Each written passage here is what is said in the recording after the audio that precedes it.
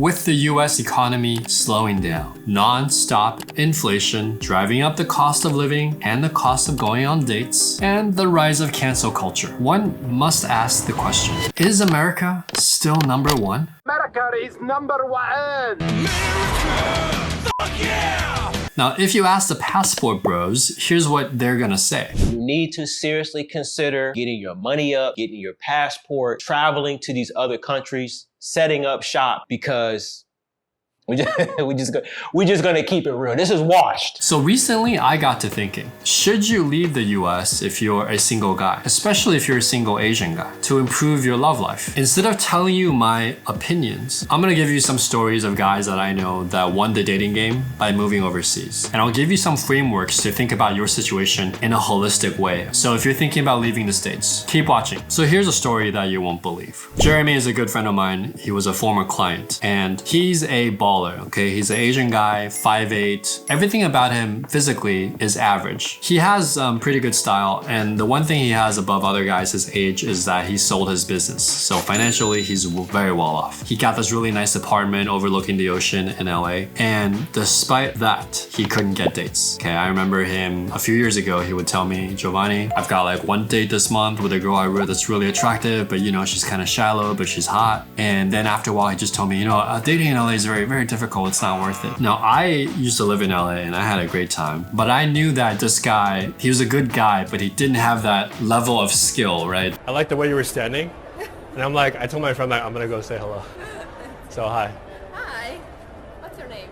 If you're proactive about it, you can attract women. He relied mostly on social circle, which can be very slow at times, and he relied on online dating. A couple of months into this, he told me he had a girlfriend, or a girl he was dating seriously, but she was in London. And he would fly in to see her, and after a few months, basically the relationship ended, and I asked him what happened. And the short story is, he put in all this work, he fly in to see her, and he said, she's nice to me, but it seems like I'm putting in all the effort. So this was a really rich guy, you know, not too short, not too shabby, decent looking, good style. He had all the check boxes and he was having a hard time despite, you know, huge financial resources. Now, fast forward a year, same guy texts me this. He's dating multiple girls in Brazil. Okay, secret location. I promised him that I wouldn't disclose the location. He is going on multiple dates. The girls are nice here and he's basically having the time of his life. The last time I talked to him, he told me he was gonna buy a house in Brazil and he said he's never going back to the States again. A couple of things he mentioned that's different. Okay, number one, he says the girls there take the time to get to know him. They don't just write him off the bat. They don't write off your paper resume like you're not good enough. Number two, the ratios are really good. Number three, the girls are feminine. They can cook. They're traditional. Number four, the girls are very, very attractive without all the plastic surgery. Number five, the girls there are not obsessed with brand names. They're not obsessed with money. Yes, they want to have a good life, but they're not constantly looking at Instagram and trying to one-up each other. Why am I telling you this story about Jeremy?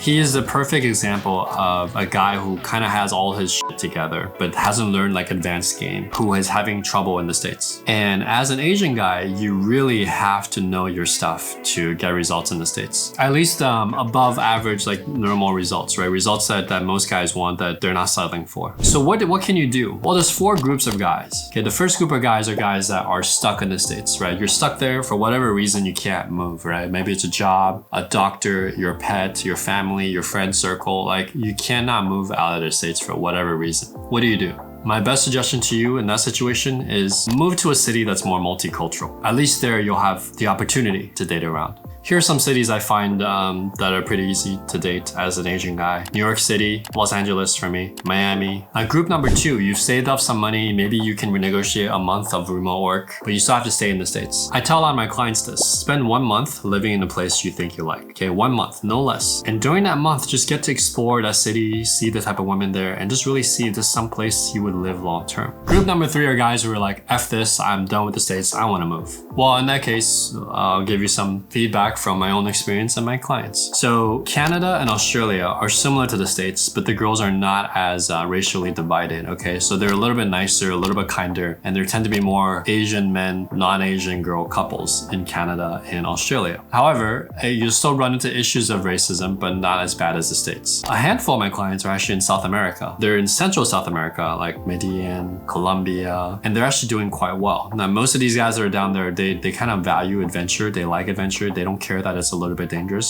You'll have to learn the local language. The English proficiency isn't as high there. And you have to be okay with infrastructure and the fact that it's sometimes not perceived as safe as first world countries. South America, Brazil in particular, I've heard many good things about. I've been to myself even for a long period of time earlier in my life. And Brazil is one of the best countries to live in. Obviously, infrastructure issues do come into play, but I would say Brazil has some of the most beautiful women, down-to-earth women, and you will have to learn Portuguese if you move down there. Southeast Asia. Okay, so Thailand, Indonesia, Vietnam, a lot of American guys like to go to these places. These are like the developing Asian countries, and the women there are really hardworking, really down-to-earth, really great, especially if you like a darker skin type of Asian. Then you have like East Asia, right? Like East Asia / China. So Korea, Japan, Taiwan, China. Well, the beauty standards there are like very pale skin, kind of like Korean K-pop idol type, okay? And by the way, Korea, Taiwan, and Japan, all very different cultures. Like that's not the same at all. People think they're the same, but they're not. And there can be a little bit of elitism in these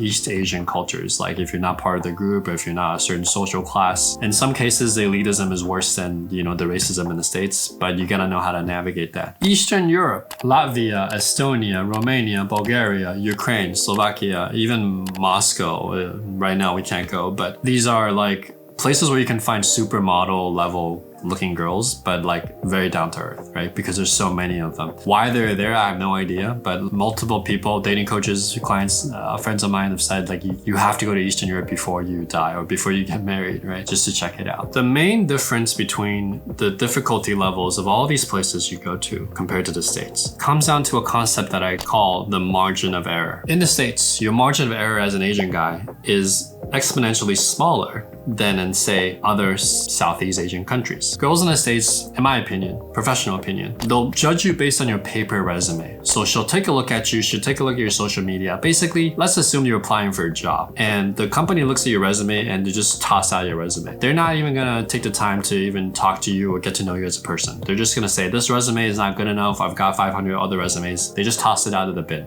So you have to learn to play the game in the States in a way where your paper resume gets through that first initial review. Especially as an Asian guy, the girls don't even give you the time of day. And after a few years of that, it can feel very, very lonely, and it feels like nobody loves you and that you're just not good enough. It feels like you're like the leper of society, cast out, alone in the cold. And it can feel very bad, especially after a few years. In these other countries though, however, especially Southeast Asia, and if you go back to your home country, if you're from there, is that the girls will just talk to you. Now, if you have no game, they'll still talk to you, but at a certain point, they'll drop off. But they're not gonna judge you on your paper resume. So these other girls, most of them in these countries, they'll just talk to you and basically they've got your resume. So the girl's like, hey, look, tell me more about yourself. I'm down to be, attracted to you if you can take me through that experience. So in the case with Jeremy, right, he already has all the financial stuff taken care of. He's actually a good guy. He's a good friend and a good person, but he didn't have that finesse of the game skills required to really show his personality. But now that he's in Brazil, he doesn't need that, right? The door is open. He can go in and actually show his personality naturally over time, and the girls give him the benefit of the doubt, okay? Now, yes, he has the resources to buy a house there and,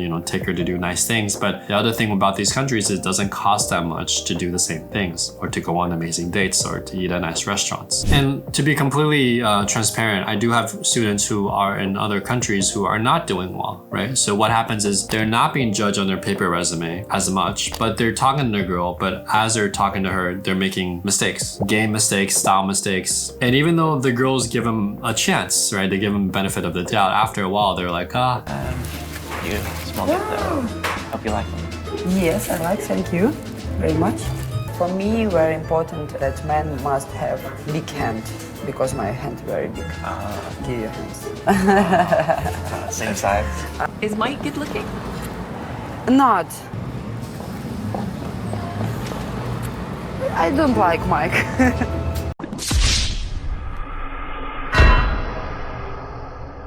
yeah, you're not the right one for me. So they end up getting rejected over and over again. They're getting further along the game because they have a higher margin of error, but they're still getting rejected later on. So if you're a guy in the States, what do you do? If you want a non-normal, abundant dating life, right? If you don't want to just rely on luck or one person to like you back, you have to dial in your online dating profile, the right funnel. You have to learn how to approach women that you want to meet. You should learn how to build a social circle and navigate that. And all of these things will give you the leads that you need to talk to and interact with women that may like you back. Wait, are you under 21?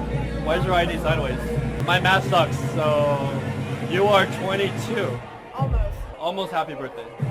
And once you build that momentum, then you have choice, right? And that dating campaign, right, I call it a campaign because it is work, will last you probably 1 to 3 months before you maybe find a girlfriend or find a girl that you like to date, casually or long term. If you want to know how to do that, check out the First Date Formula. The link is in the description. In that course, I teach you how to optimize your online dating, how to do your cold approaches properly, how to build your circle. And I specifically built that course while I was in the States because I've done it to a very high degree. East Coast or West Coast? Yes. Oh, okay. I used to live there. Where are you from? Take a guess. Starts with a T. It's an island in Asia. Tahiti's an island, sure, but... Taiwan? Oh, you got it.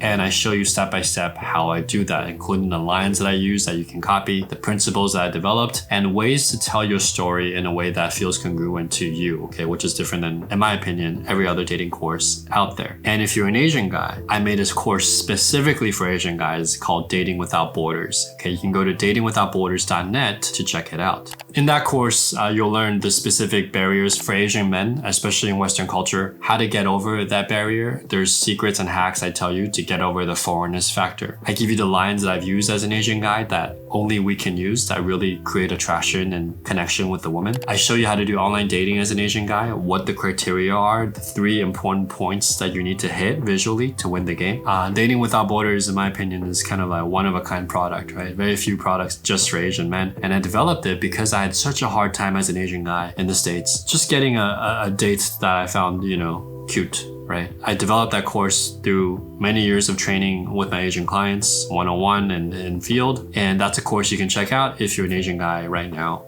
anywhere in the world. And if you want to learn more about what the differences are between Asian and non-Asian guys, right? The pros and cons and the challenges you'll face. This video, I talk about why dating is different for Asian men. You can check it out right here. Enjoy.